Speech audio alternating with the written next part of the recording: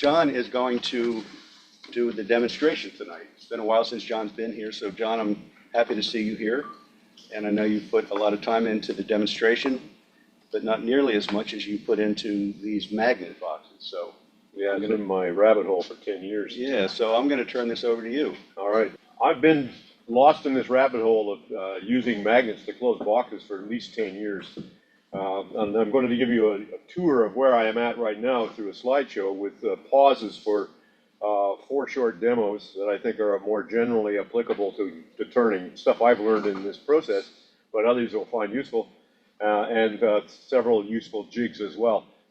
So I make what I'm calling long grain hidden magnet boxes. Boxes like this, boxes like this. If you look at the outside, it's just a box, but it's held shut with magnets. And they show inside the lid and they show here, but they don't. On some they show inside the box as well, and others they don't. And I've worked for quite a while to get this right. And anyway, this is where I'm at with it. So I'm going to pass these two around as examples of this is what we're talking about. This is what we're going to make tonight. These are made of colorful hardwoods. They got to be dry, no perfect blanks, cracks and splits. The magnets are going to just get hung up in there. It's not going to work. So this is a place where you use good wood. And pretty often the wood that you buy at Groff and Groff that's all taped up in wax is not dry. And when you get into it and find that out, I have a pause place where I allow it to dry, usually. Most of the wood I'm using now was put up 2 years ago. These are long grain boxes that's more stable versus boxes that are face grain or like bowl orientation. They'll move around a bunch and bind. These are a lot less likely to bind. There still has to be. These are not suction fit. These are magnet fit, so they're loose. What I like about them, about magnet boxes, is they close down with a clack, and they stay closed. You get them done right, they'll stay closed in your luggage. But let's see. The end grain top can be showy or inlaid. What I'm currently doing now is what I call radial magnets. Radial magnets with 2-piece lids is what gets us to the no visible magnets on the outside. And the blanks I'm using range in size from 3 by 6 to 4 by 4 by 8, things in that range. The gimmick here is the flanged ring conceals the magnets, and I came up on this after the Mid-Atlantic last year when Thomas and Michael Key said, you can get rid of these magnets on the outside. So I figured out ways of hiding the magnets behind sleeves of wood, and I'll pass this one around in a minute. And then I figured out flange magnets, and you can see it there in the diagram. I set out to draw all the ways I could figure out how to conceal the magnet, and this is where I got to. There's a lid cap that fits over a flanged ring which carries the magnets. It's best for small jars and pill boxes. The flange strengthens the magnet ring, and it hides and the bead hides the glue lines. The lid and box parts overlap, so with the flanged ring and the parting cuts, you're going to lose about 2 to 2.5 inches of the blank length. If you start out with a 6-inch blank, you end up with about a 4-inch tall box. How I got here, I used to make little ditsy boxes like those over there. Around 2015, I was working 14 maybe, I was working part-time for the AAW, and Mike Peace, I got to edit an article by Mike Peace about a threading jig he had made, and I was looking for a way to close boxes. So I made the jig and I edited the article. The thing didn't work. So I got those threading tools, chasing tools, and they work fine, but I don't work. I can't make those work either. So I'm looking for a way to make boxes close. And I remember when I was a kid, I used to have, these ring magnets and sit them on a pencil and they'd bounce up and down like this. And I just made this toy the other day using these neodymium ring magnets. And it just shows you the kind of oomph you can get out of these things. Now, the poor people in video aren't seeing this at all. There they are. Yeah. So there's an awful lot of power in these magnets. They're very in the little ones, and I'll pass around little ones in a little while. But anyway, I'm going to leave this stuff up here. You can look at it at the break or after. Around about 2017 or 16, I started figuring out how I could hide the magnets. When they're exposed, if they're exposed sunk underneath the wood, they gather schmutz. If you bring them proud of the wood and then you try and sand them down, they do not sand down. They're a really hard coating. And then if they're proud of the wood and they bang against other magnets, they're brittle and they shatter. They shatter bad. So axial magnets, the way I was doing it, the best I could get is like this. This is a 3-part blank. And I'll pass this one around, and that one there is the same, and that one there is the same. For these, you make a body blank, a lid blank, and a center blank that contains the magnets. You install the magnets, and then split the blank in between the magnets you've installed in both parts of the center blank. And that gets you magnets that are hidden inside the wood here and hidden inside the wood here. And they're pulling down like this. So this is a pretty good way of, this is what turned out to be a pretty successful way of doing it up to a point. The limitation with this method, 2 limitations. One is the box is clunky. You got to have wood around the magnets. You're going to get a clunky box. And the other is very, very easy to turn right through the wood into the magnets. And that happens about 1 in 3. And by the time you've done that, you're 2 or 3 hours in. So it's not an efficient way to make magnet boxes. So I went looking for another way to do it. And I stumbled into making them with radial magnets. So the magnets are oriented this way rather than this way. And so that allows the lid to, this one's tight because it's catalogs and it was wet.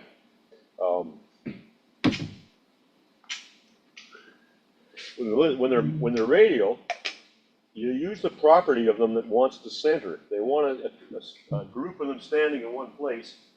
They want to make a column like that. They want to center. They don't want to. They will not stack up. They will not stack up off center. They center tight. So I wanted to use that property as well as the property that has them sucked together.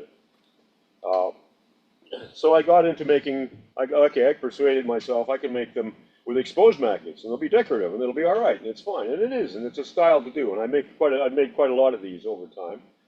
And then I got into making them with a sleeve like this one. The sleeve covers the magnets, but you can't hide that glue line. So I didn't like that either. And that's how I got to the flange ring that conceals the magnets. I'm going to send some of these around too.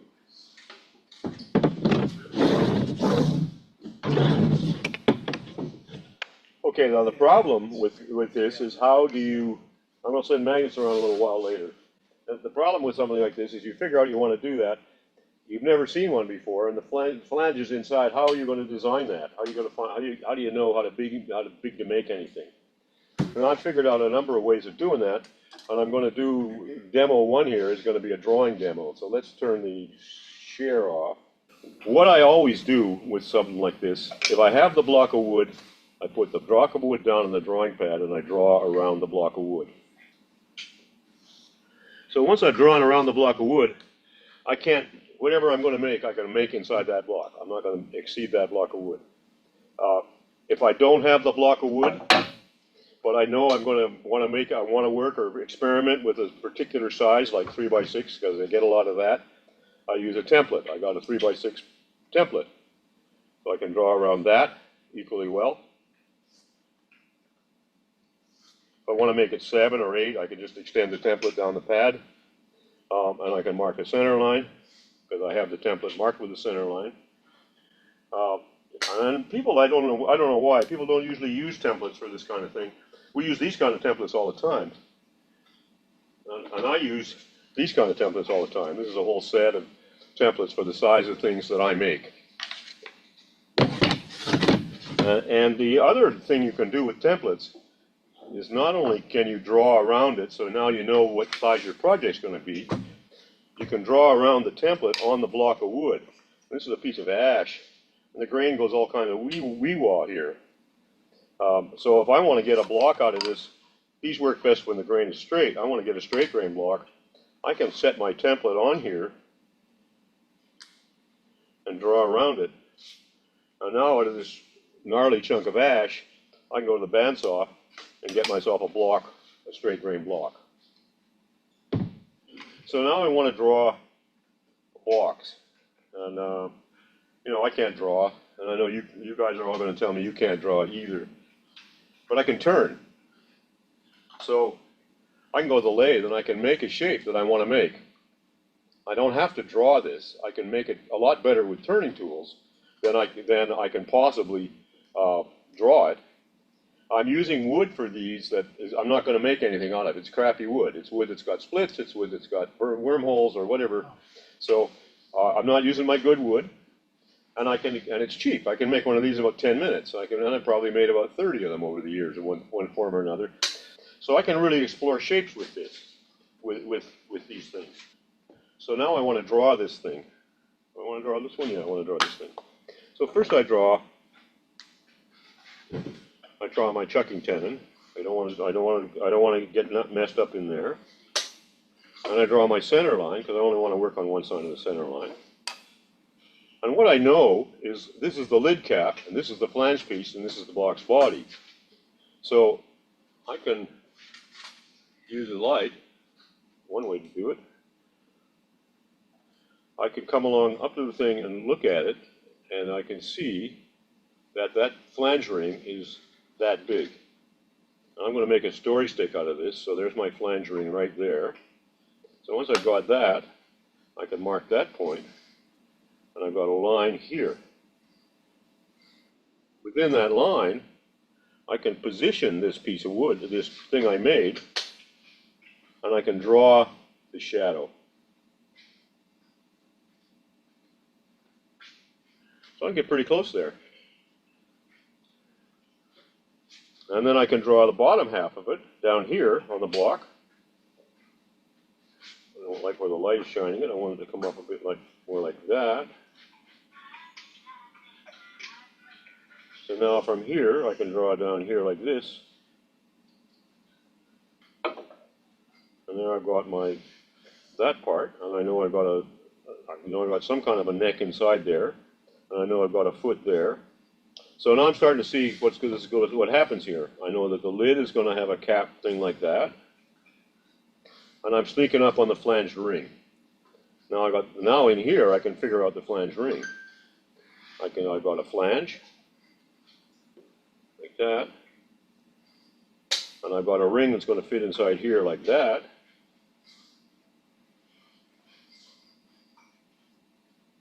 So now I can draw the flanged ring. And I can take dimensions right off the drawing, right off the piece of paper. And then, the next guy who comes along here is going to tell me, well, I can't draw that either. Well, you can turn and you can bandsaw. So what I often do is turn the thing I want to make, and I just bandsaw it in half. Don't bandsaw it this way, you'll catch the blade, stand it up, use the fence, bandsaw it straight. Now, with that, I don't have to do any guessing. I can draw exactly around the thing that I made.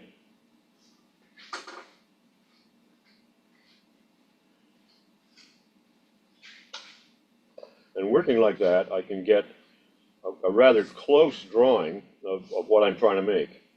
And that will end up, after I've done it a couple of times, because it's like turning, you're not going to do it all you're not going to get where you're trying to go in one lot. You're going to have to do it a few times.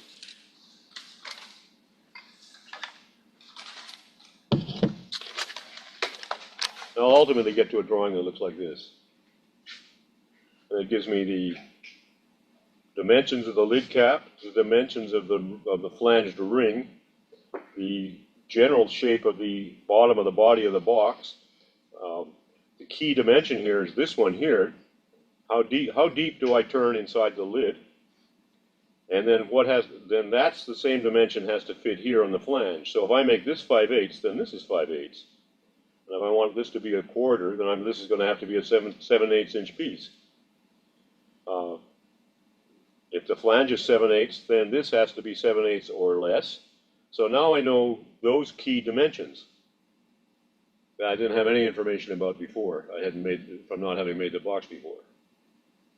And you can get all the way. You can get all the way to a very exacting drawing that gives you full detail inside a blank that you can't see inside, working with a stick and a template and a French curve. You can use a French curve if you don't want to trace around the box. If you don't want to saw it in half, you can find the curves you want on the French curve and trace around them. So that's drawing lesson number 1. John, there's a question in the back. Yeah. Have you tried to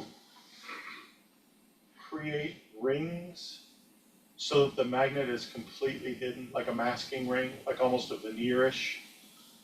Yeah, you wind up with too much wood in front of the magnet. You wind up, you can stand a certain amount of distance. No matter how thick it is, it's still. Yeah, but once you wind up with trying to have a shield on one side and a shield on the other side, so the magnet is totally buried, you probably don't have enough grab. That's why with the ones with in this orientation, I was forever shaving down closer to the magnets to get the box to work right. And that's why you can see the shadows of the magnets here. The magnets are very close to the surface. Now, magnets consider wood and air the same. They don't care. Right. But that's, nevertheless, if you try and get the magnet completely surrounded, you will wind up with a loosely grabbing box. And one of the things I'm after is boxes that'll stay shut in your bag or your pocket for your Tic Tacs or your daily meds or whatever, or in your luggage. So I don't want a box that comes open with a mere look. I want to intentionally open it, and I want to intentionally close it.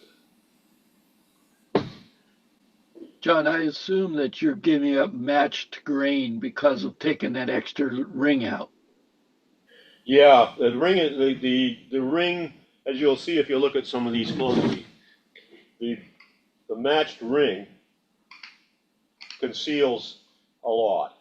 The grain can be quite discontinuous from here to here, and it'll look like it's continuing right through the matched ring. So the ring is deliberately about 3/16 or 1/4 of an inch thick, for the purpose of allowing the grain to seem as if it's totally continuous when really it's not, because I've lost an inch of it out of there. Because I'm going to be making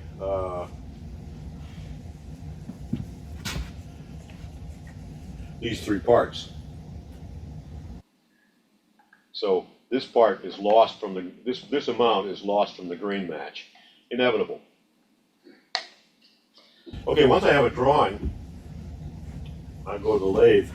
John, is it necessary to take the middle part out of the middle? I mean, can you take the middle part out of the top?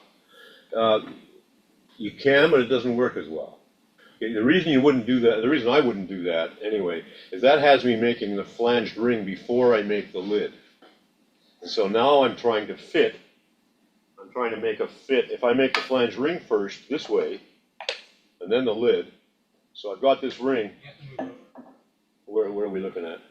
Oh, I got to be over here now. Okay.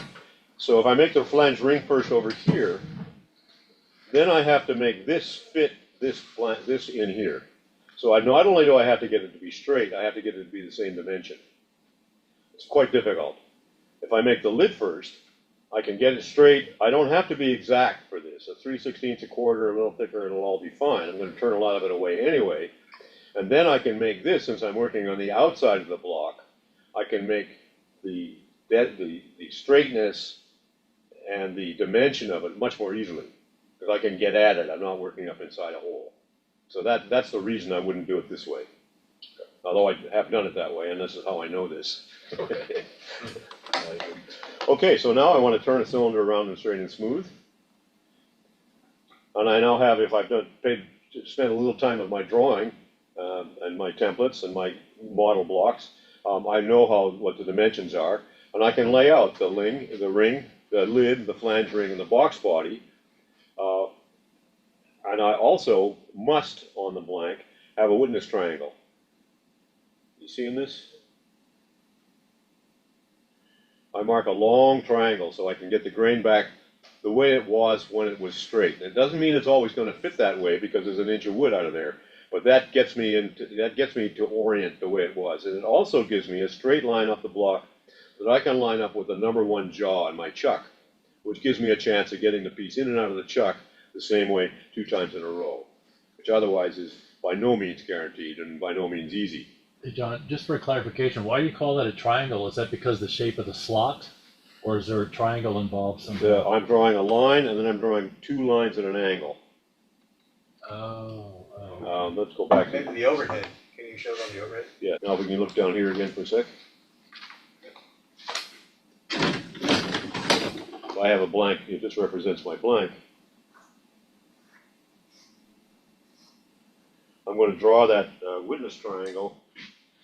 I'm going to draw one line straight down the wood, and I will probably choose the high point of the grain to do it. So a spot on the grain where I can get back to it even if I lose that triangle. I did not in this case, but I ordinarily would. I would choose that location right there because I can get back there even if I inadvertently turn that line away, which I'm quite likely to do. So I draw that line, and then I draw two lines at an angle. That's why I call it a triangle. And what does that do for you compared to just a line? How come you have to have that triangle there, John? It just makes it a whole lot less confusing. Okay. And something you get in situations with this where does this go this way? Does this go this way? Right. Yeah, and it just makes it guaranteed. Also, if you don't have that line, if you don't have it, and then you go to line up this line with number one jaw of the chuck, you don't know which line you're working with, especially with a small Right. piece like this. So I want to make sure I'm totally on that. So that's why I draw it that way. And then once I've got this, I'm going to turn this thing, and I'm going to turn it in order. I'm going to chuck this in. I'm going to part the lid off. I'm going to hollow the lid and leave a wall of 3/16 to a quarter thick. I'm going to fit the outside of the flange ring. I've got the lid on the ground now. I've got this end of the chuck. So I haven't parted this off yet. I'm going to shape this and fit the outside of the ring fit the outside of the ring into the lid. I'm going to hollow the ring out and part that off, and then I'm going to fit the box body to the inside of the lid of the ring. Finally, I'm going to hollow out the box body. The tools I'm going to use are your standard kit of tools. I use this gouge a lot. We seeing it? Yeah. Yep. This is, I don't know if this is a spindle gouge or a bull gouge. It's a half an inch wide. I keep it very sharp. I grind the heel off. Anyway, I use this gouge for almost everything. I use a skew at 75 degrees. I'm pretty particular about that.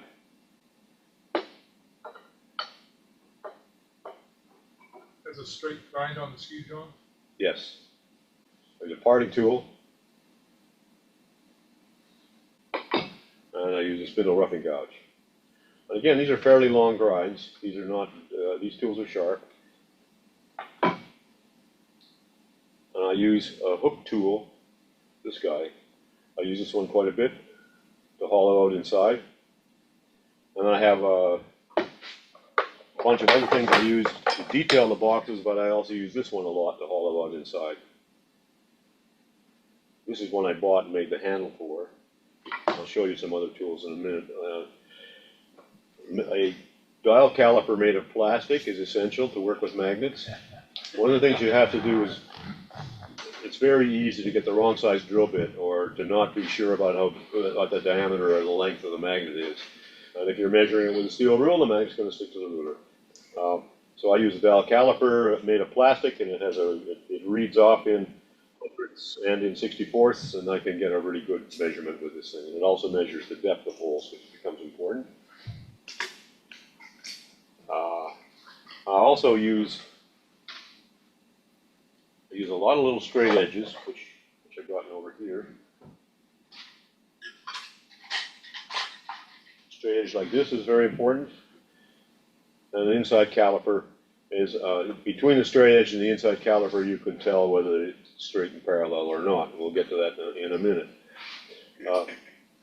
I also use a lot of these little negative rake scrapers.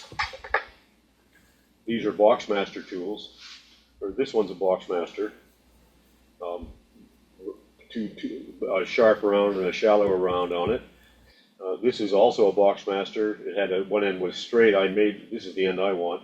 I made the handle for this, and then there's a righty and a lefty. You get in situations where you need the lefty. So I made this one using this kind of stuff. This is tool steel that you get buy from Amazon. You can get it from any of the industrial suppliers. Comes often wrapped in wax paper like this. This is almost a quarter thick and a little over a half wide, and they're all typically 8 inches long. So you can grind an awful lot of little scrapers out of these. You get 3 or 4 bars of this for 10 or 12 bucks. High speed steel, works great. And then handles are easy to make. I have made a lot of these. This is a 3-part handle. The middle piece is the thickness of the blade, so you assemble it and turn it and glue the blade in. But you can also just make a round hole and jam the blade in there and with a couple of half dowels or some epoxy. I won't send any of those around yet. Okay, so hollowing the lid. So I'm going to hollow the lid to its depth of about 5/8, maybe 3/4 in that neighborhood. Wall thickness of 3/16 to 1/4. I'm going to waste the inside of it with a spindle gouge. Now you can see all of this in the video I gave this demo in May of 23, and it's on the club site. And we did all this on the lathe, so that's why I'm not going to do it here tonight. But I use this gouge and I hollow this out very, very quickly and easily. I use this scraper to finish up the inside here. This scraper has a slightly round end. It's a negative double, what do they call them? Negative rake scraper. It has a safe edge over here. This edge is not going to cut the wood. So I can get right in the corner there with this scraper and be working on this surface without mucking up my straight and square and parallel face. And you finally wind up running the lathe this way and then running a little bit this way and then back this way, and you can pare this off so it needs almost no sanding. So this is how I make the lid. There's a Forstner bit hack. Sometimes it's quite difficult to know when this is straight and parallel. Now you know it's straight and parallel, or all I know. This is what I'm going to work with in a little bit. I hold a ruler up in there, and I sight the ruler against the lathe ways. Now I'm going to have to go. Yeah, I'm not going to do that right now. I'm going to stay in the chair for a minute. I sight the ruler against the lathe ways, and I can tell when that's straight and parallel in there.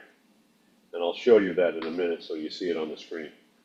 And you can also find out about straight and parallel using inside calipers.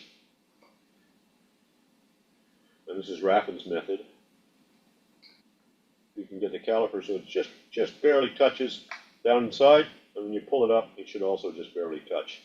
And if the drag on the caliper changes, then the slope of the box is also changing.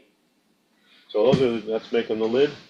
The Forstner bit hack is, it's not always easy to get that. It might be me one day, I'm not up to it. It might be the wood is crazy. It might be, it's just, I don't know. So I can rough it out with a gouge to within an eighth of an inch. And then I can take a big Forstner bit. I cannot, down on the bottom there, I cannot just take a big Forstner bit and jam it in here. I'm going to throw the piece of wood back on my face, sure as hell. With some woods it'll work, most woods it will not. The usual way of using a Forstner bit is you bore with a smaller bit and a bigger bit and a bigger bit and a bigger bit until you get there. But you don't have to do it that way. You can hollow this out most of the way with the gouge till you're within an eighth of an inch or so of the line. And then it's child's play for the Forstner bit. But if you're going to do it that way, you want to leave this a little long because it's going to be ragged at the entry. It'll be ragged until it gets past the teeth and is fully entered. And once it's fully entered, it'll cut that straight and parallel, and it'll leave a nasty dimple in the bottom as well. And it doesn't matter if it's not the right size, because once I have it straight, it's quite easy to make it bigger, and it's quite easy to make it deeper. What's not easy is to get it parallel in the first place. Make sense?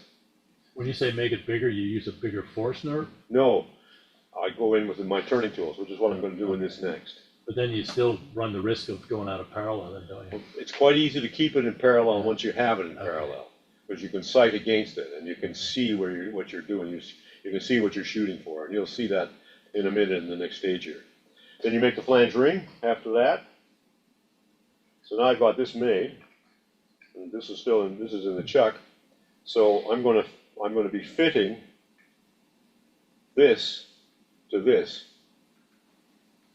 Is that right? Yeah. Turn this outside, so I want it to be a snug fit. I don't need a sucking fit. but I want a snug fit. There's no play in there. And while I've got these pieces in the lathe and these shoulders, or I've got them in a chuck, I'm going to make this shoulder and this surface and this surface, whenever I can get at one of these surfaces, I'm going to make it as clean and flat and straight as I can. Because I'm probably not going to be able to get at it again. And if to get at it again is going to be to put the piece back in the chuck and have it turn out, it's just, we're dealing with hundredths of an inch here. So I'm going to make sure I do that. And I'm going to do that, turn this thing to 3/16 or to a quarter wall thickness. And that's going to govern how big a magnet I can use. And this is going to govern the size of my bead. And I'm going to part that off. And then I'm going to fit the box tenon on the body of the box. Now I've got this piece in the lathe. I'm going to make this outside tenon that'll fit on here, or that this will fit on. And that's what I'm going to do, and I'm going to demo in a minute. And the way I'm going to do it is I'm going to get to a little wee cone down here that this will just fit over, and I can scribe a line and see exactly where it is, and then I can pare the wood away. So we're going to do the demo of the fit now. I'm going to stop the share again. Now, I have to warn you, I'm not familiar with this lathe, and I'm not familiar with demonstrating either. I made this blank a while ago. This is bloodwood. This is the other part of it. Came off like this. This is going to be for us, not a sleeve box. This is going to be a box that has exposed magnets. It's going to be a box like this with exposed magnets, with dyed fill over the magnets. Anyway, I'm going to pass this around because this is what I'm going to make. So we're going to make the parts for that right now. So this is fine. It's perfectly straight here. I could have bored it. I could have, done with a nice sight down there. I'm really very close to dead on parallel. It slopes in a little wee bit. But I want this wall here is almost 3/8 thick. I want that to be significantly thinner. 1,000.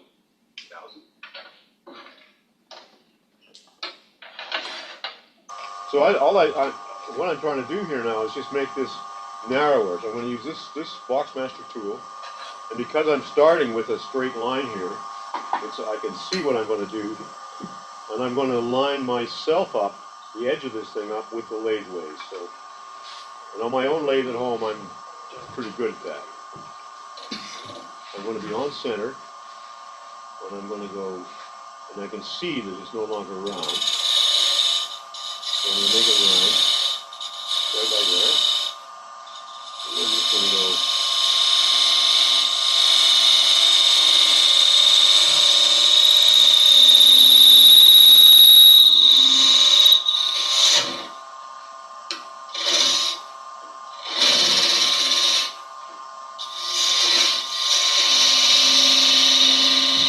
One key here is these tools, this is less than 90 degrees. This is about 80 degrees, 85 degrees.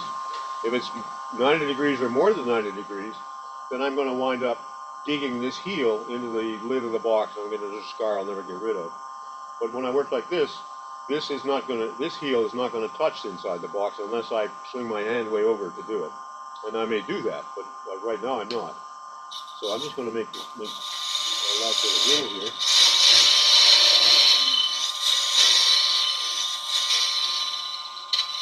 My eye says that's clean. And my ruler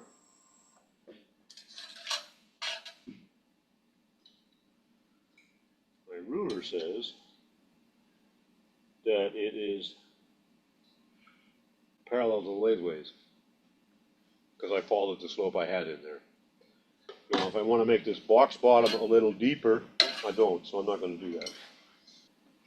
You have to make two fits like this in a box with a sleeve. So the method of making fits is well worth knowing. So that's why we're doing it.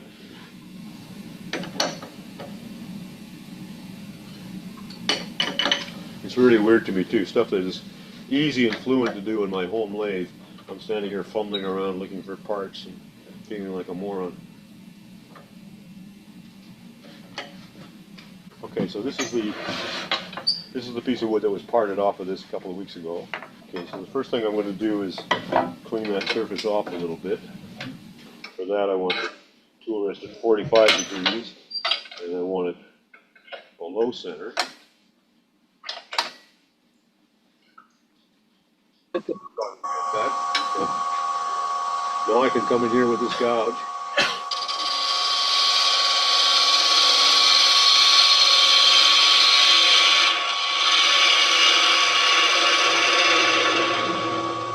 And clean that off. I've got a nice surface there. Can you help me understand why 45 degrees for your tool rest? Yeah.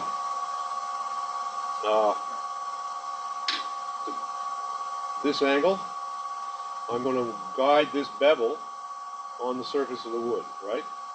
So I want to be able to do that without contortion. So this in here is, it's 9/16, almost 5/8. So the shoulder here is going to be almost 5/8. There.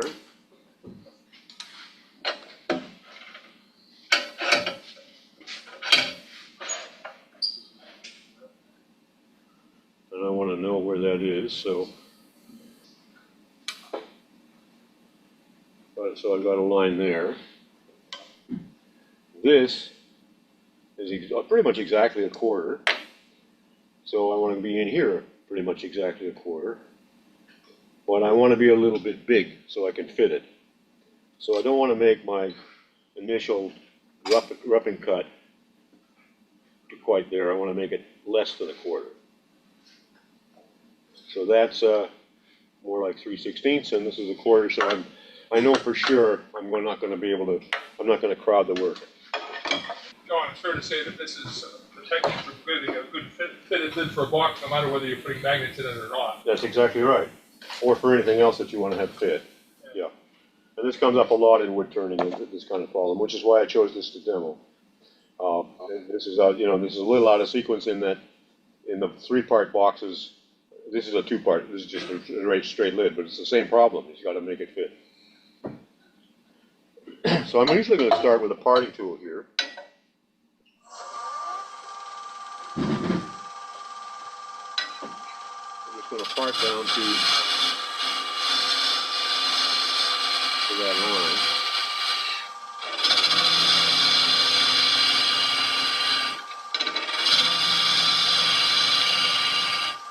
I'm just really getting rid of waste right now.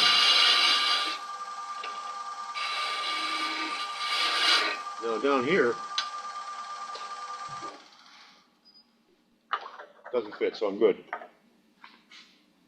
My lathe turns on and off really easy, so now I'm going to make a slope here.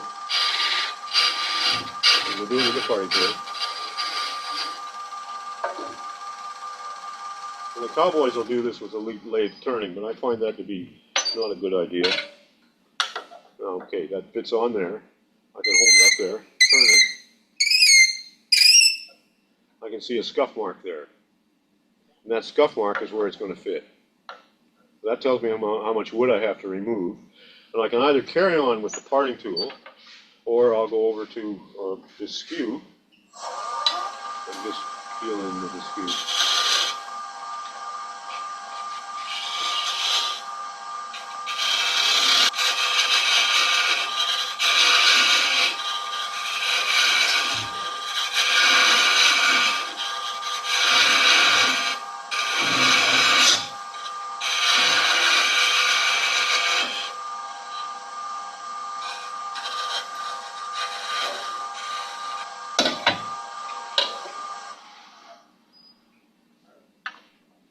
They're still big, which is good.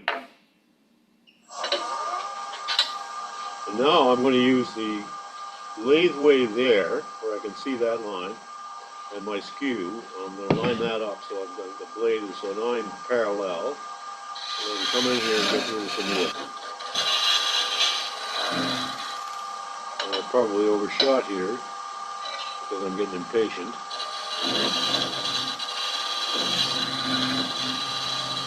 It's going to be the story of my life. Okay, that goes on. And that's the fit I want. And it's the length fit I don't know if it's exact or not yet, but it doesn't matter right now. That fits pretty good. It doesn't matter actually. But what I would do to that for that is, first of all, I want to clean the shoulder off. Same tool I used before.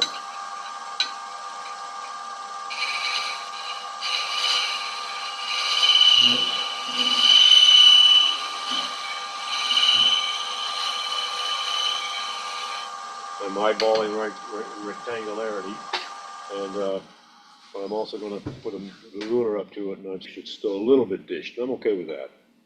I can also verify that this is 32nd under 5/8, and so is this.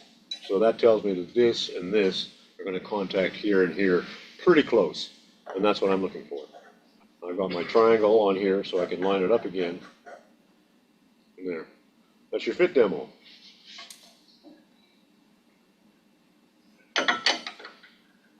Here's the part. Send them around.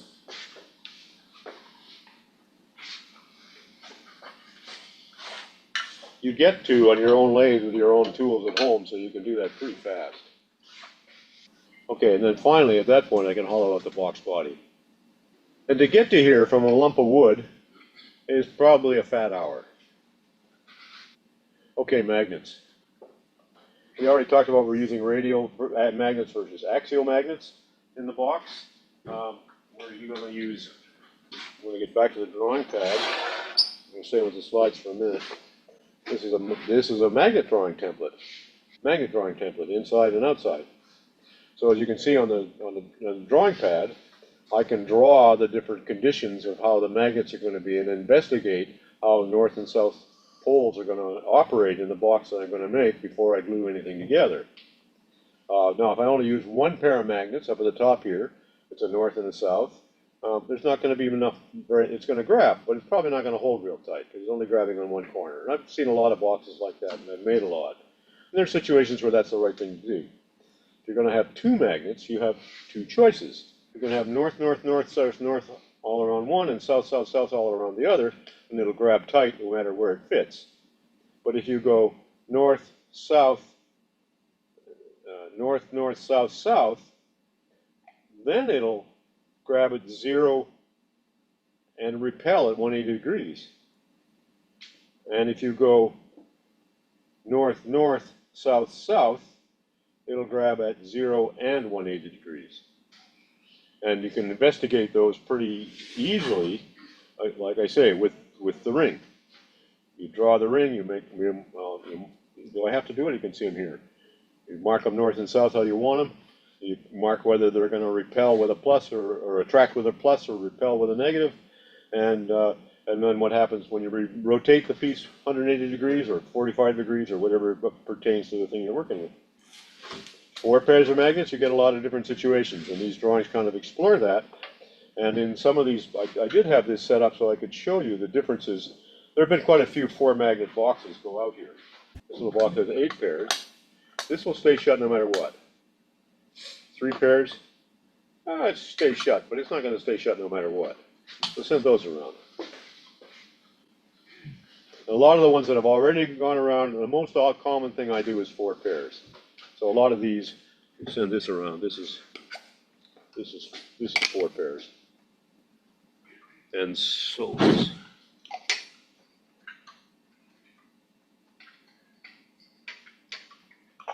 and this is 4 pairs.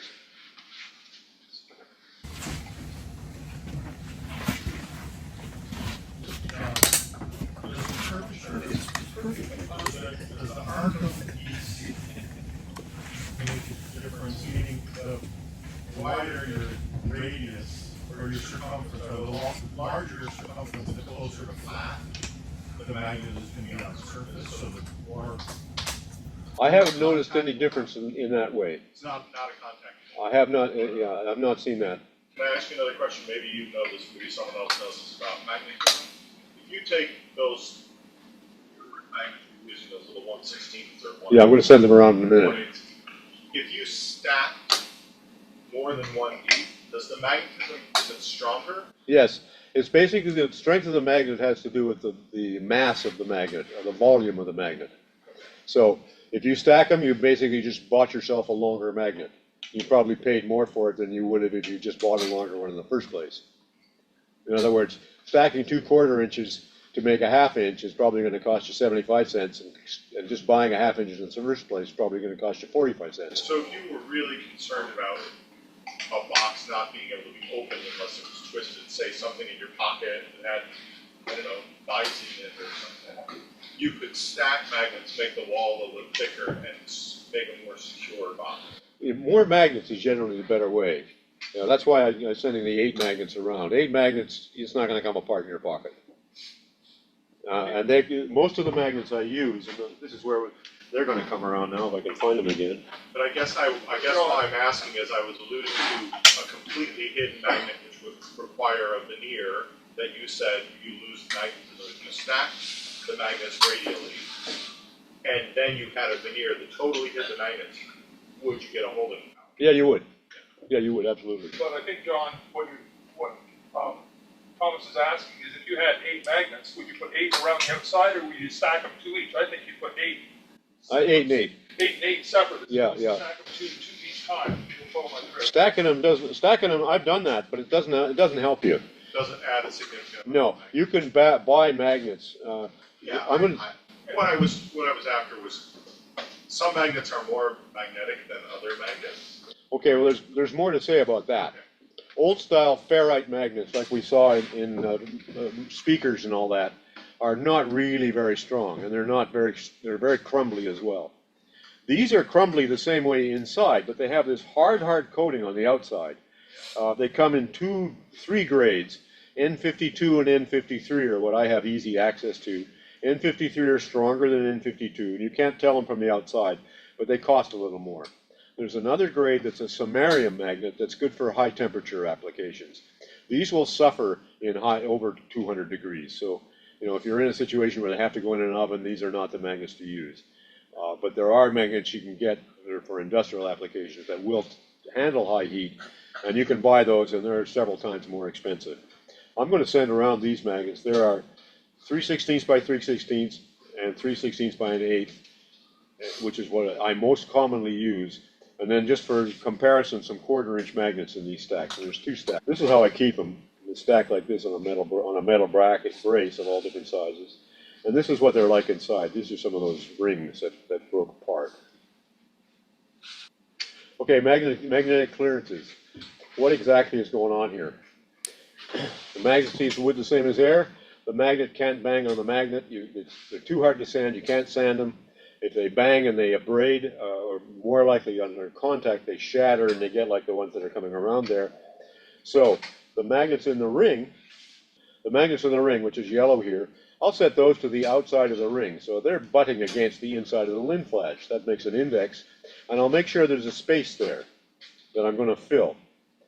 The magnets in the box body, the inner brown circle, I'm going to set into a blind hole. So they also bottom out on the shoulder of that blind hole, and there's also a little bit of space there. I'm going to fill that space later on in this demo. And then I'm also going to have space between the box body and the composite lid. The magnets need more than a 32nd, maybe less than a 16th in the box before they're going to work. If you get them tighter than that, they hang up. And the lid doesn't snap down tight, and it just doesn't work right. So what I'm heading for a final fit that is loose, but I'm starting with a tight fit so I can pare my way to it after I add glue, because I'm going to have glue built up above the surface. So that's the strategy here, and that's what I'm trying to. That's what I'm going to be trying to get to. We have to bore for magnets. I bore on the lathe. I like to bore on the lathe, and I have apparatus to do it. You can see one example of it down here. You bore through the ring first. Then you can trace the holes that the ring made on the box body, and you can see where those magnets are, and you want them offset so that the lid gets drawn down tight. So I offset them by 1 radius. So I draw my layout line at the base of that hole that I traced through the first set of bored holes. Now to do that, I have an apparatus that lets me drill horizontally in on my drill press, and it's pretty flaky, so I'm not liking it too much. I've recently acquired this little drill press that I can mount right on the lathe. And in fact, I'm going to dedicate an older lathe just to this. And now I have complete control on it. This thing will go horizontal, it'll drill vertical, it plugs in, it's very accurate as opposed to all the other wiki up things I've done. And I'm going to have, I'm set up, I'm dedicating a machine station to boring these holes because I make a lot of these magnets. Most of you aren't going to do that. But if you want to bore holes in the edges of workpieces and in the faces of workpieces, you need a way to do it. And this is where we're going to talk about jigs for a minute. This is a drill press feed fixture. Everybody should have one of these for drilling into round things. You have to have a cylindrical workpiece. If the workpiece is not cylindrical, it wobbles around. When it sits on there, and I can bore straight down in there. If this is clamped to a drill press table, I can clamp this in there and bore straight in. And I can rotate it and bore straight in. And the way, when I make these jigs, this has a careful center line, and if I was doing it that way, the workpiece would also have a center line, and I would probably be working over here and bringing center line to center line and getting my boring. In fact, I found if I'm boring off the lathe, I also want to do layout off the lathe.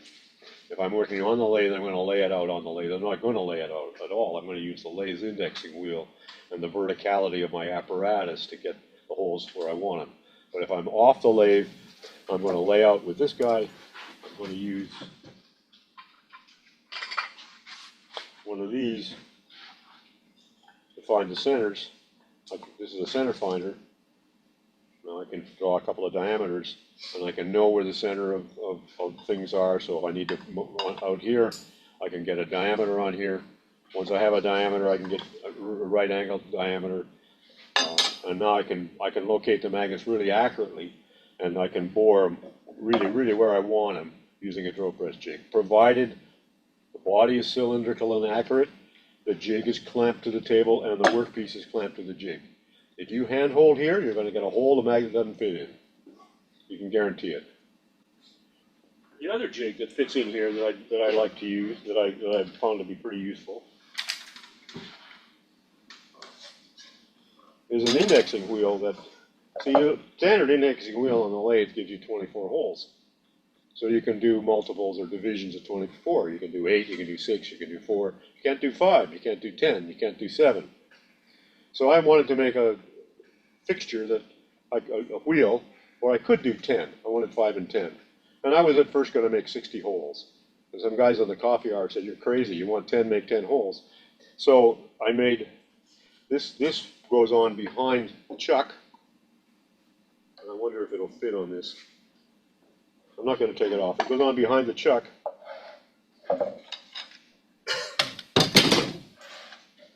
Then this piece on my lathe at home sits down between the lathe ways, and the indexing pin goes in here and in here, and I'm indexed. So you make the base, fits the lathe, piece of plywood, this block. It's going to be different for every lathe, right? So I can't really give you any more of a recipe than that.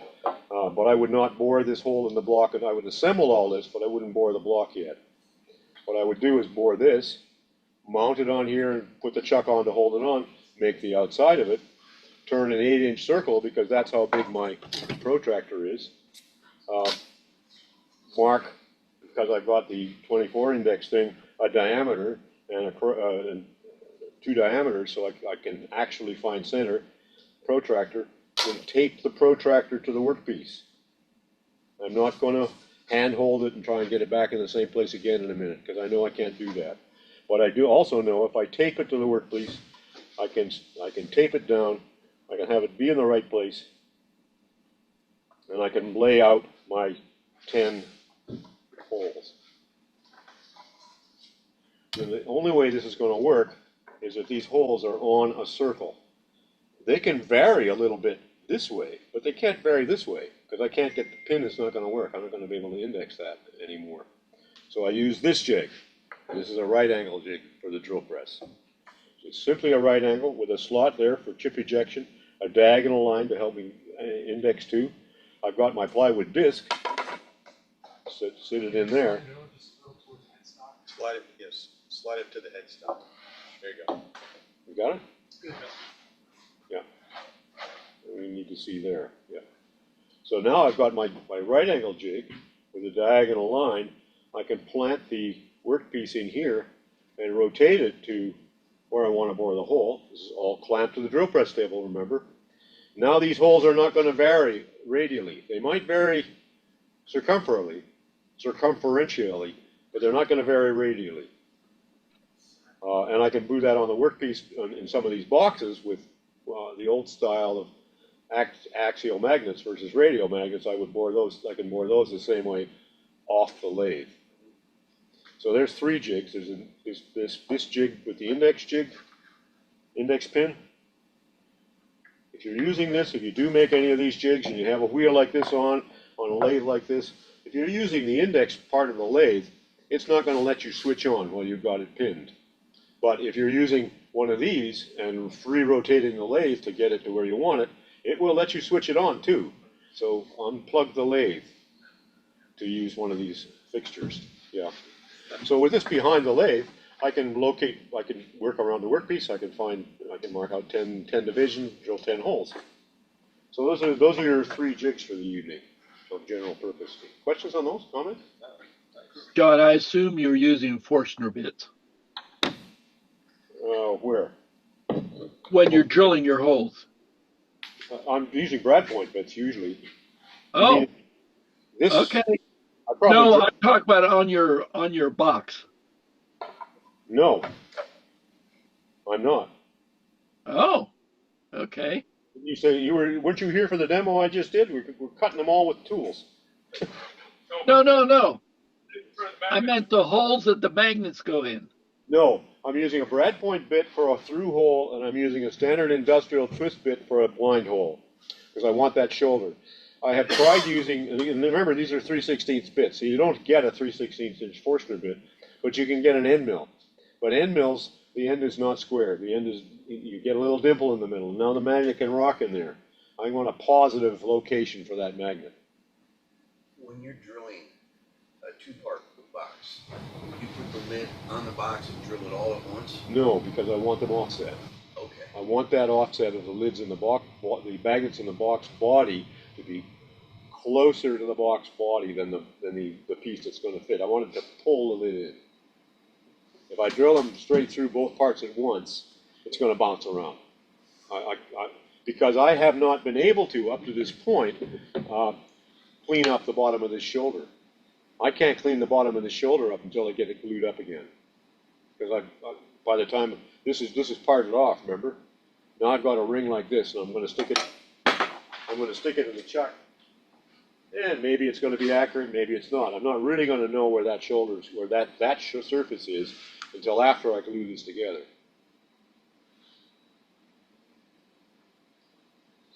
Why is that pertinent? I forget.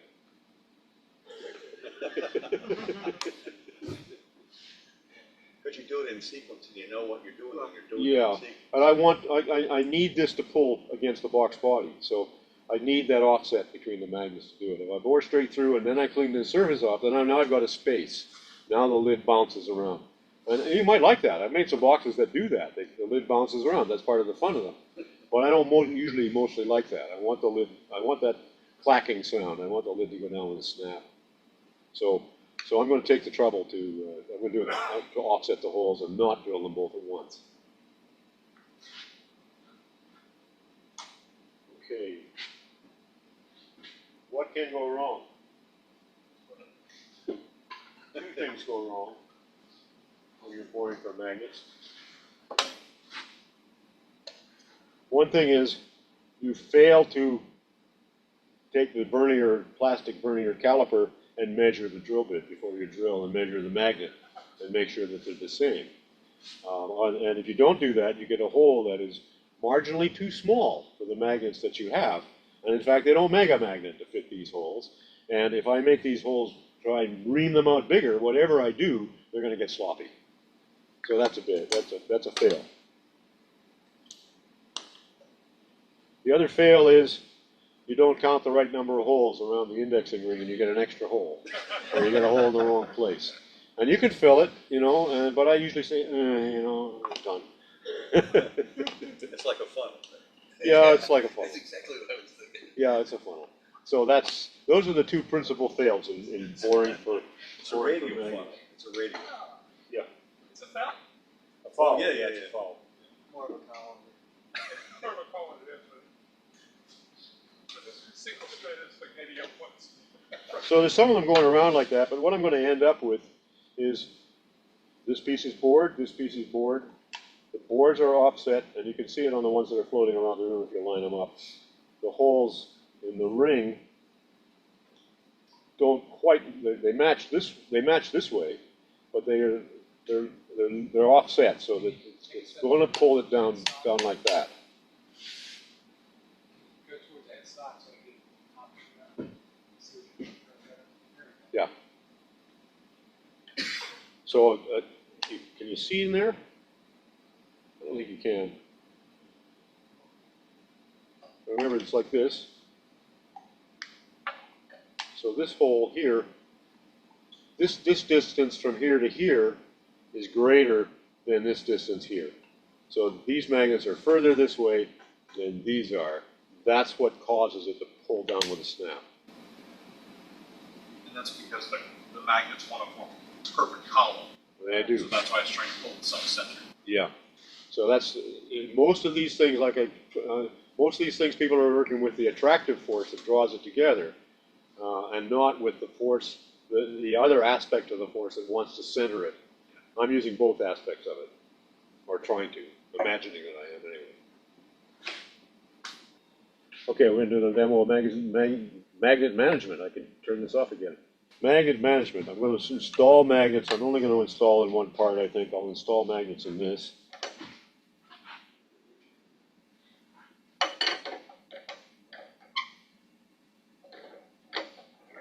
I'm going to use the lathe primarily as a holding fixture.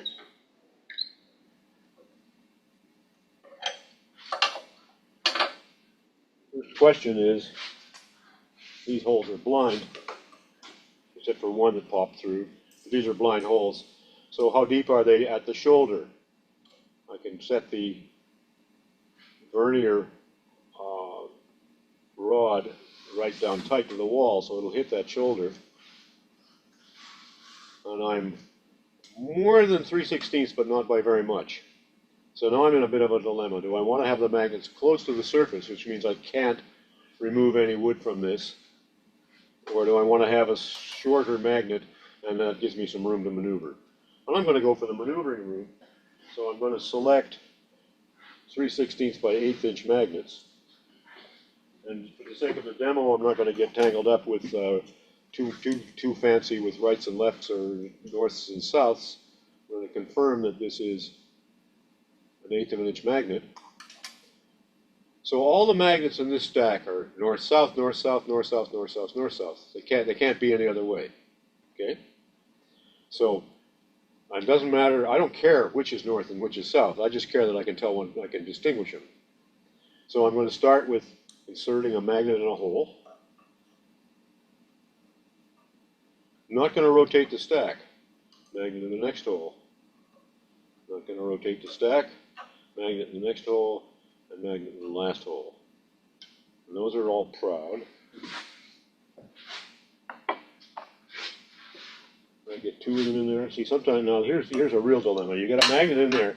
Did I get two magnets in that hole or only one? The only way I can get it out of there is with the pliers. Only one. And now I'm at risk. Is it the right way around? So I can easily find out, right? Don't rotate the stack. I'm good. Peel off one magnet. And I got a lot of little bamboo skewers.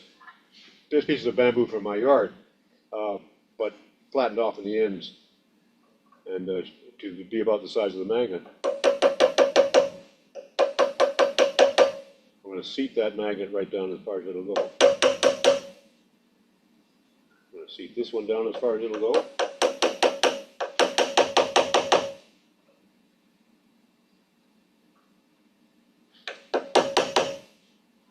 Did you not use glue because it's a demo? I'm going to glue it in a minute. Oh, okay. before I put the glue in, I gotta position the magnets where I want them, because after I got the glue in, I'm doomed. I can't do anything. I'm not moving any magnets once they're in there. I can't get these magnets out of this hole now. They're in. And they're where they're gonna be. And that's, you know, they're tight to the hole. They're all about the same depth. I got a 1/16 of an inch or so of wood that I could remove when in this one. This hole that went right through that magnet's a little extra deep. I'm gonna see if I can just tap it out.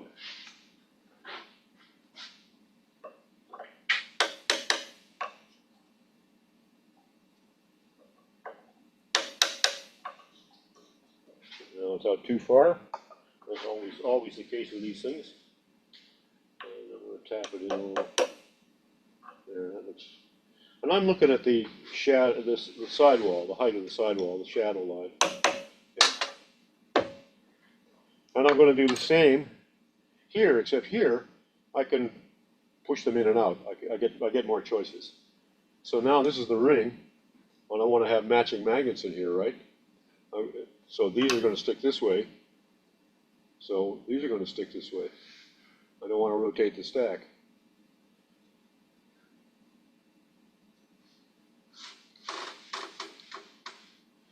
I can put this back in the chuck to do it, or I can just do it right here.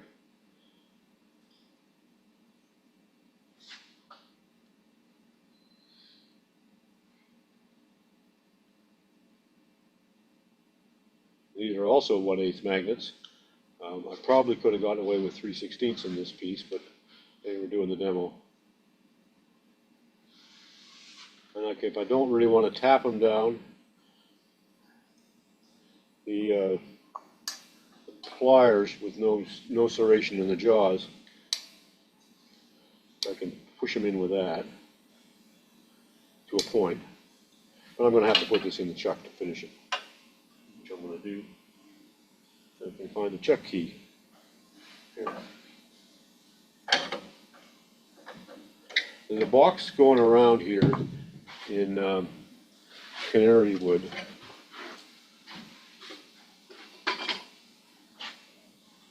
That has them all in the way I want them. I'm going to pass it around as a demo blank. I can't find the lid to it. There it is. These are installed but not glued.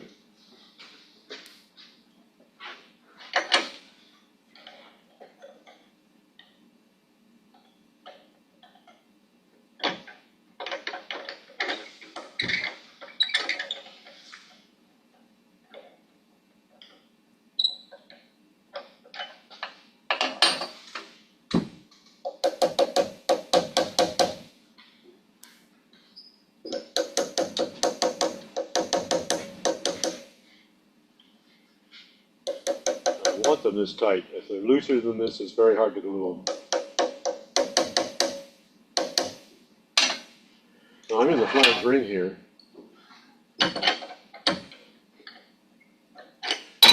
Remember, this ring is going to fit in here. So I can have them, I can move them out. I should have done these. See, I put in 1/8 of an inch magnets on autopilot, but I've actually got more, almost 1/4 of an inch of wood. So these need to be 3/16 magnets. So I'm going to take them out,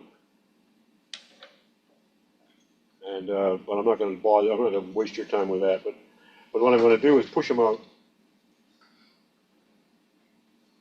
I can get them out because it's a board, it's a through ring. I'm going to insert longer magnets, but rather than get hung up on that right now, I'm going to glue these. That was where I wanted to really go.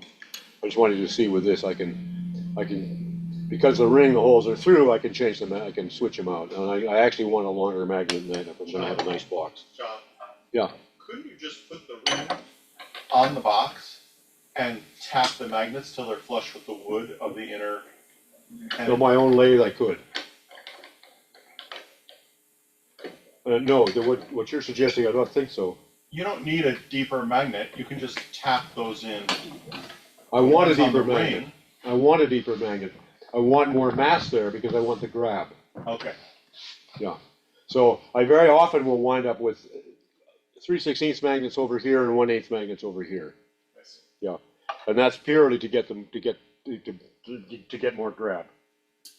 Okay, so now I got them in there, and I'm going to super glue them in. This is a new bottle of super glue. I treated you all. And I need a piece of paper. It's going to be drippy. So I don't want drippy on the lathe ways. Now I'm just going to draw, I just want to drop in here. I cut that a bit big. Is that Get thin? in there. This is thin. I'm going to put thin in all of them. I want it to soak down beside the magnet and get into the pores of the wood. And I'm going to wipe it off. I don't want any drools of it in there. I don't want a dam of glue. I just want the glue to get down beside the magnet and to soak in. And you can see I got all over the wood, but I got a 1/6 of a wood I can remove here, so I don't care about that. So I got them in there now. And I didn't bring any accelerator. I might give that a squirt, but I probably wouldn't. I'd probably just wait for a few minutes. And then I'm going to fill them with to get up to a surface, and I'm going to do that with baking soda. This is ordinary baking soda from the food store. And because it's magnets, I have to work with plastic tools. So I want to put baking soda in there. And I want it to be pretty good tamped down. So I'm going to tamp it down. And then I'm going to put a little more in there.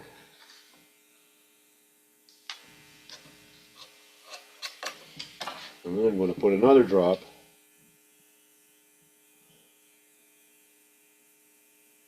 of super glue. What I want that super glue is to saturate that baking soda. It happens that the chemistry is such that baking soda and super glue cure. It's cured hard right now. And that makes a pearly little filler in that hole. I'm probably, because I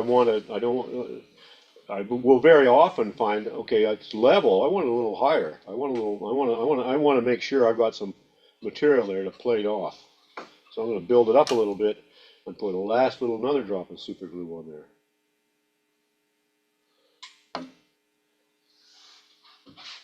I'm going to do that all the way around. Have you tried coloring the baking soda?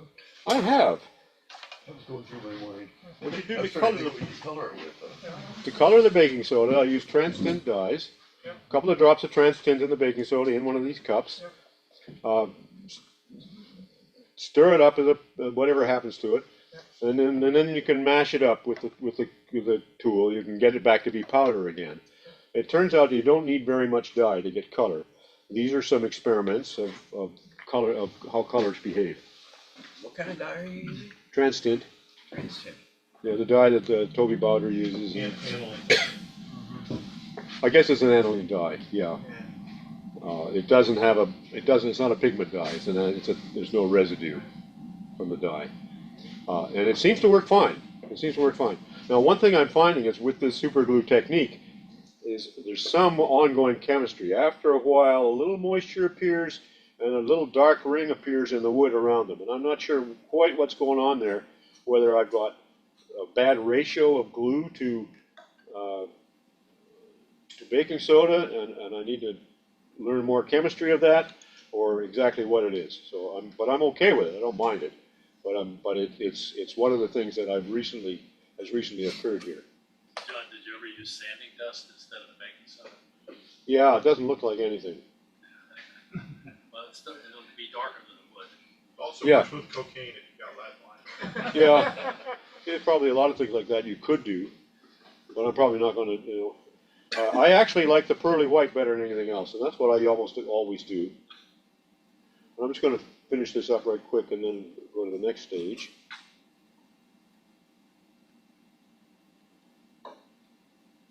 I believe that this material, this cementing material that it makes a really good hard bond, and I think that does as much as anything to lock the magnet in there.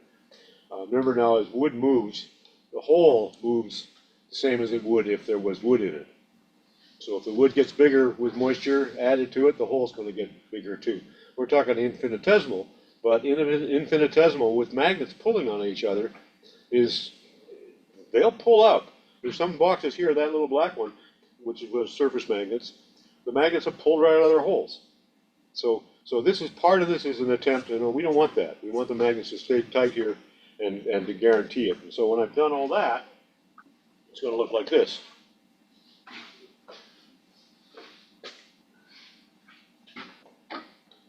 I'm gonna pull it back on the lathe then, once it's all dried.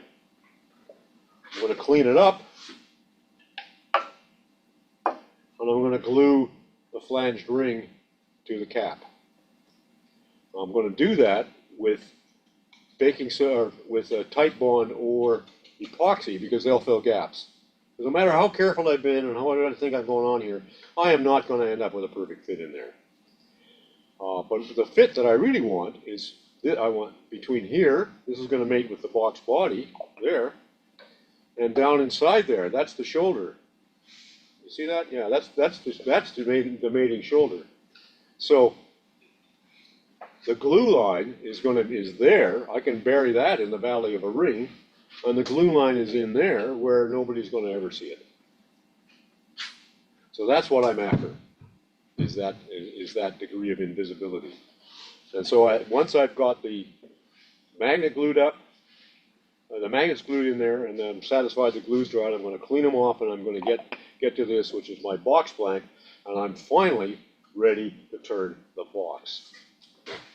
I'm usually gonna turn the lid first. I've argued with myself about, should I be turning the lid first or the box body first, and, you know, I don't know.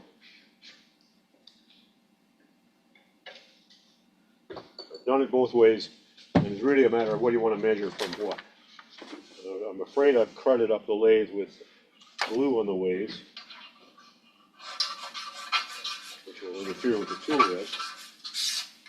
That's pretty much got it, so that can go there. Now my problem is I have to make sure I'm sticking like with like. I'm going to be making box very much like that one, rather than this one. So these two have the lid goes in and then the box goes in an S curve, versus the lid follows just a single curve. So I'm going to start making the lid, and since I'm seeing that glue line there, I'm going to start working on that. And I know that bead is going to go in further on the wood, but I don't have to be concerned about that right now.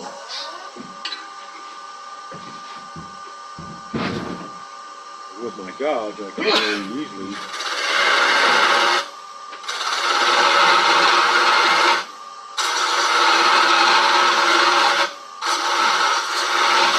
I got a full 1/4 inch to work with here.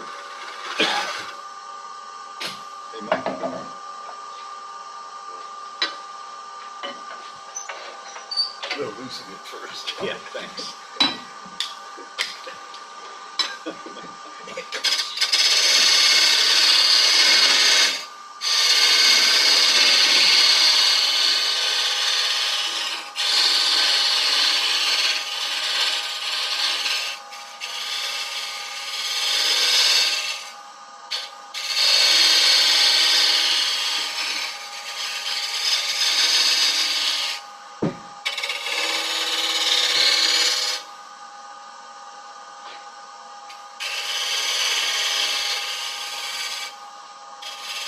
My feet's going to get quite a bit smaller probably before I'm done.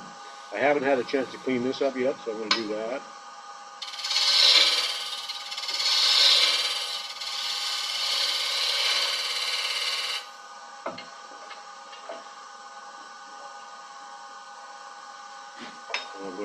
And I know I'm going to go in deeper here, so I'm going to do it now. This is a double end scraper.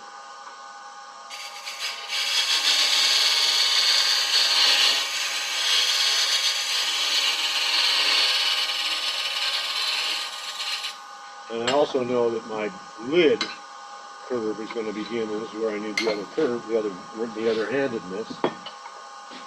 This is a dome lid, so the dome is going to be bottom out right where the chuck bottoms out, so I'm going to remove some wood here.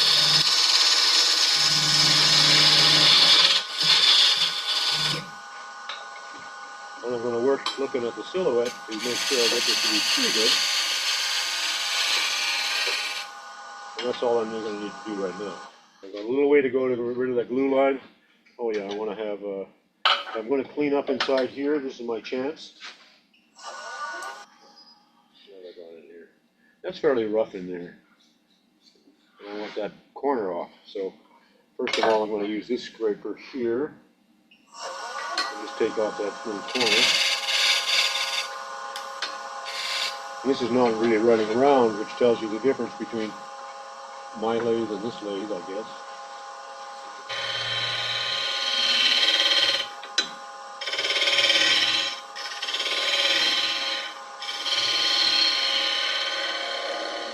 It is theoretically possible for me to get this part back on the lathe, but I'm not going to want to. So if I'm going to, and in the ordinary run of events,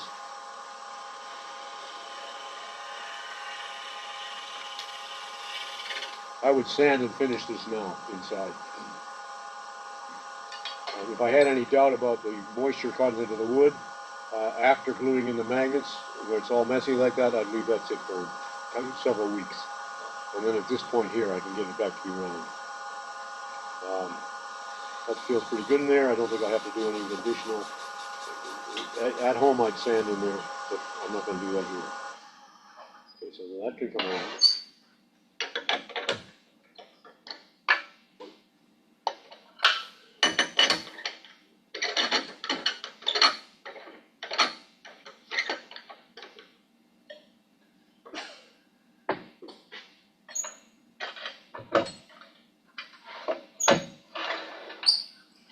Okay, now,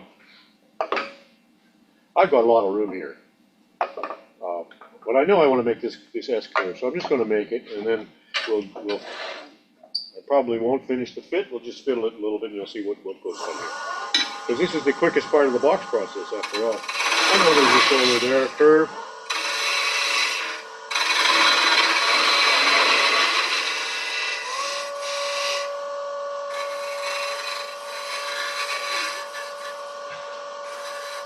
I know I want to come down here with a pretty deep knee.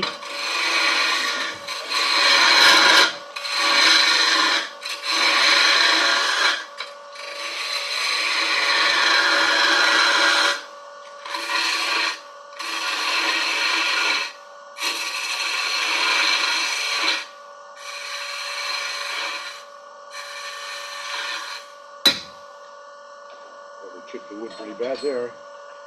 And I usually go back on with my scrapers and clean this up with them.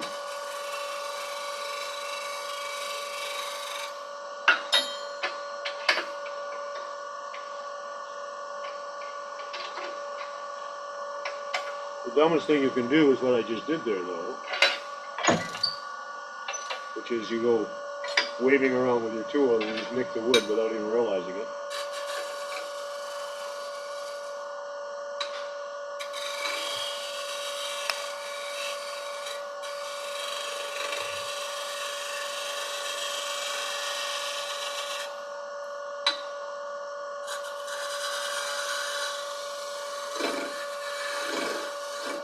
Nick.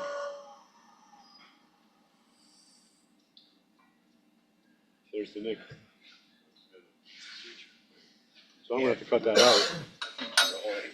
Uh-huh. Good Lord telling you got the shape wrong. Uh-huh. I said, it's the good Lord telling you had the shape wrong. That's right. Exactly right.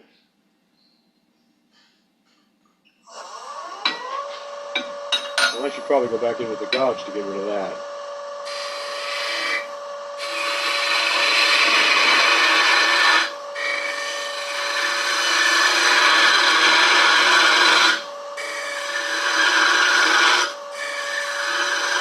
And I know I don't want this much wood.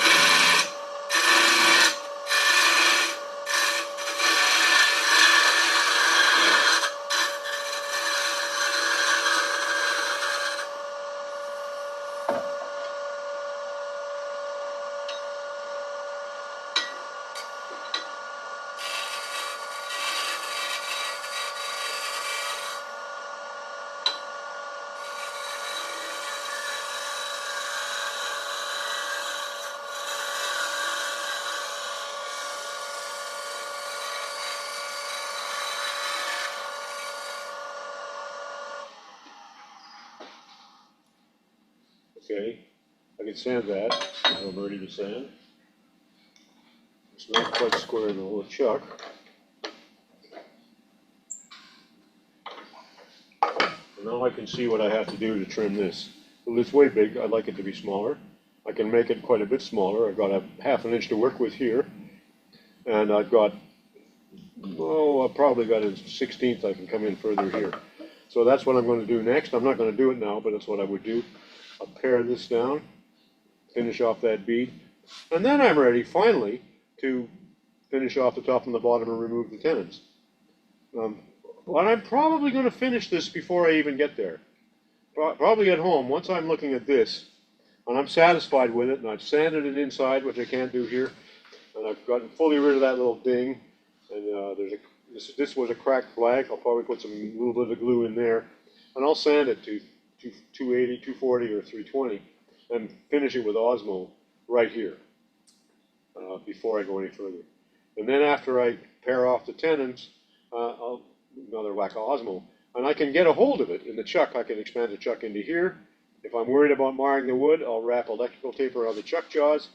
I can grab a hold of this flange here in this chuck so I can get at this foot, and in this case I'll wrap electrical tape around here. 2 wraps, 3 wraps. You don't want it to make a dimple over the side. It'll bugger up your alignment. You can't get it to sit straight. I usually lay a strip of tape out on the lathe ways, go at it with a steel ruler, cut it to the width I want with a sharp knife. So now I've got tape in there that exactly does the job. I'm going to use electrical tape. I'm going to use a color that goes with the wood. Electrical tape leaves a colored residue. If I go in here with red tape, you'll see red dots. But they make electrical tape in all the colors. So, and I have most of the colors at home. So this I would use brown or yellow electrical tape or orange. I wouldn't use green or red or black.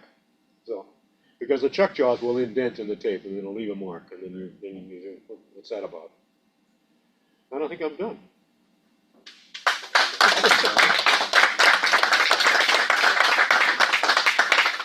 So if you, not like it's a race, but when you start to make a box, till the time you finish it in one long process? No, I can't because I got to have glue. Glue has to dry. So Like, well, the super glue, CA glue dries fast. but not your other glue. The glue between the cap and the flanged ring, that you'll think that's dry, but there's a lot of distance in there, and there might be a pad of glue in there too. Well, clamp it overnight. Okay. I just suck it up and do that. I do not intend to. So, and I usually make boxes 2 or 3 at a time. I mean, you'll see some of these blanks here, and there's 2 or 3 walnut ones here. I'm in a series of little walnut widths, so I can, and I can't work more than 2 or 3 hours at a time anyhow. So I work 2 or 3 hours, have lunch, work another hour. I might get 4 hours into the day, and in that 4 hours, I might finish a box, even 2. But I wouldn't have started that box that morning. It would have been yesterday's box. So you see how it goes? So almost a couple boxes a day, even if it's not the same box you started. Yeah, getting to the glue up, getting to where you can install magnets is about an hour to an hour and a quarter, hour and a half, depending on how much fiddling around you do. I think I can do that in about 45 minutes, and that's what I'm heading for. And then the gluing of the magnets and finishing of the box is probably another that amount of time, all in all. So it's probably a 2 to 3 hour proposition to make these boxes. And the reason I brought the slide up here is I wanted to go to